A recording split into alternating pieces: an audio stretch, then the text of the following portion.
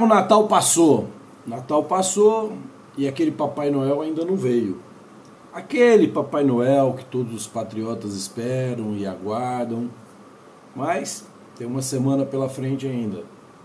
O que foi de novidade foi o presidente Jair Bolsonaro ter saído por suas voltas de moto, como ele sempre fez todos os domingos, e passou lá pelo acampamento do pessoal no Exército. Mas o Papai Noel verde de gorro branco ainda não chegou. Mas enquanto isso a gente vai ganhando presente. Eu vou ler uma matéria para vocês aqui, para vocês perceberem como o brasileiro é mané. Sabe o Tribunal de Contas? Aquele Tribunal de Contas que vive fiscalizando prefeitura, vive fiscalizando governo federal, vereador. Então, ele gastou 3 milhões de reais do meu dinheiro e do seu dinheiro em apenas 4 dias no Rio de Janeiro. Pois é, fizeram um evento lá com essa despesa absurda, né?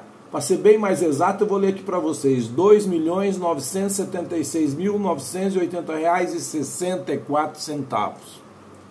Um evento para 800 pessoas. Numa época dessa, a gente numa crise dessa, o Tribunal de Contas vai lá e gasta 3 milhões de reais. Né? Isso ocorreu entre os dias 8 e 11 do mês passado ainda, novembro, mas só veio à tona agora.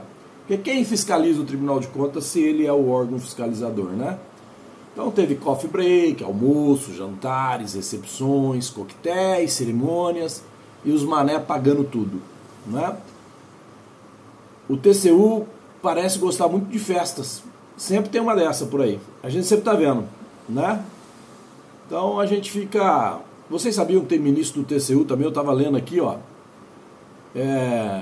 Um mês de trabalho fotográfico no TCU gerou despesas de 28 mil reais para tirar fotografia. A mesma que a gente pode tirar pelo celular.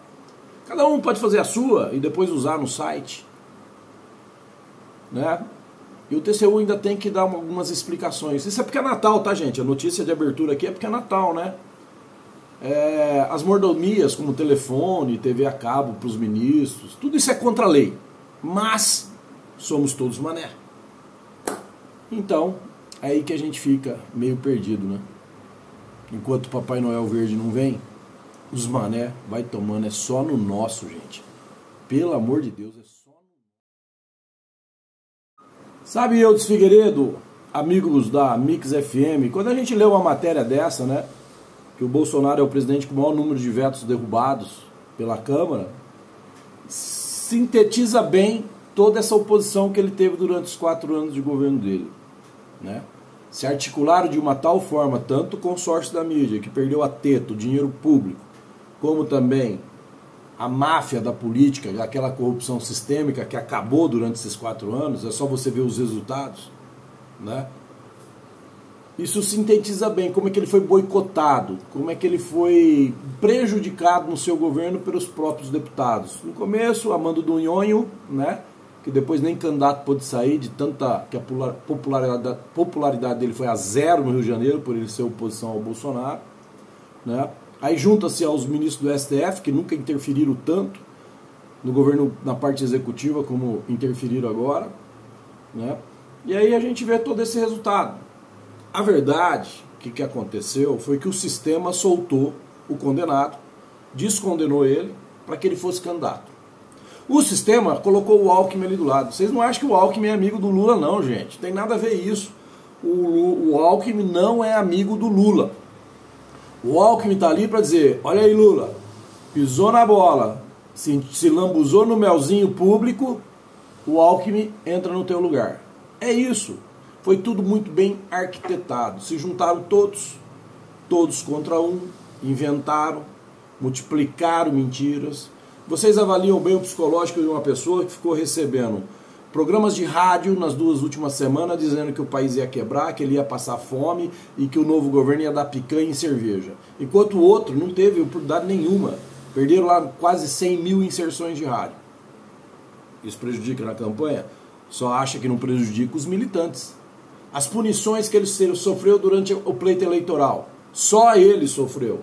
Prejudica a campanha? só não acha os militantes.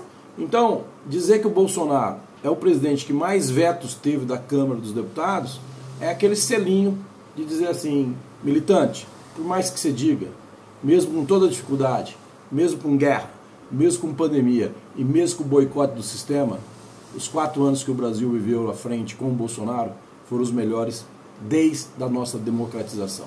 Não é exagero dizer isso e os números provam isso. E a gente vai começar a falar de números aqui. Vamos trazer os números do Porto de Santos, que agora o Márcio França falou que não quer privatizar. Né? Dava prejuízo, mas eu vou trazer isso amanhã. Os números do Porto de Santos. O presidente Bolsonaro montou uma equipe técnica, essa equipe soube avaliar isso tecnicamente, não de forma política, e deixa aí um grande legado na economia. Né? O Auxílio Brasil, que claro, eles vão mudar o nome de novo para Bolsa Família, né? Eles adotam Bolsa Família como fosse deles, mas na verdade não é nem do tempo deles, é do tempo do Fernando Henrique Cardoso. Né? O PIX, vamos torcer para que o PIX não seja taxado, porque já existem discussões, o PIX movimentou aí bilhões e bilhões, se eu não me engano, passou de 100 bilhões a movimentação do PIX. Você imagine 1% disso em taxação, quanto que não dá de lucro, né? Então eu acho que é muito difícil eles deixarem o PIX passar ileso da forma que está, né? O incentivo ao empreendedorismo, ninguém pode dizer, nunca teve tanto incentivo para o pequeno e para o micro, como teve dessa forma. A cultura, por exemplo, que muita gente fala que não teve dinheiro, é mentira. A cultura teve muito dinheiro, mas não para os baba-ovo, não para os artistas ricos, não para os cantores milionários. A cultura emprestou mais de bilhões de reais para pequenos projetos. Né? Só que aí o pequeno projeto não pega os estrelão. Os amigos de jantar, os amigos de festinha onde não cobra nada, de fazer feijoada, né? Esses não pegaram dinheiro. Mas os pequenos artistas, os pequenos projetos, outro dia eu estava lendo, passou de bilhões o empréstimo da Lei Rouanet para eles. A Lei Rouanet ela mudou tecnicamente, justamente para deixar de favorecer malandro, para deixar de favorecer artista bandido. Muitos deles pegavam dinheiro e nunca prestaram conta. Tanto é que a indicada para a cultura deve uma fortuna para a República Federativa e simplesmente diz que a conta não é dela. E como ela, tem um monte que nunca prestou conta. Um monte de gente que fez o L, apoio do Lula, na classe artística, pegaram um monte de dinheiro. Daniela Armerker, Ivete Sangalo. E se fosse dizer o nome de todo mundo aqui, tá lá na lista, é fácil, é você ir procurar e você vai ver. Então a Lei Rouanet deu sim muito dinheiro no governo Bolsonaro, mas deu para os pequenos artistas, para aqueles que realmente merecem. Eu disse aqui, e vou voltar a dizer, o governo Bolsonaro assumiu com 200 e poucas estatais, 40% disso foram estatizadas, foram privatizadas, me perdoe. 40% só não foram mais, porque, como a gente já leu aqui, a Câmara vetava tudo que ele queria propor. Né? E esses 40% representa que ficou ainda para ser privatizada, mas o PT já falou que não vai fazer, em torno de 100 empresas estatais. E agora 101, né? Porque já declararam do Porto de Santos. Por que será que eles não querem privatizar o Porto de Santos? Né? Vai ser um braço de guerra do Tarcísio com o governo Lula.